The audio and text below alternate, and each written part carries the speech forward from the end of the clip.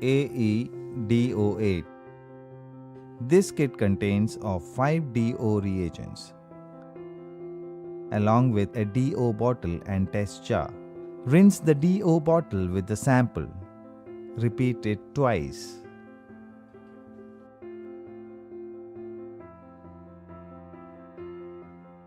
Overfill the DO bottle with sample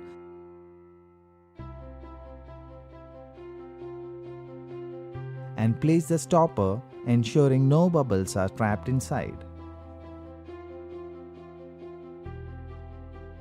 Now remove the stopper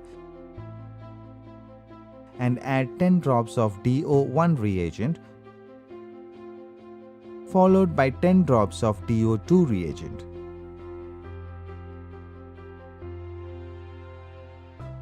Place stopper back again and mix well. Allow it to stand for 20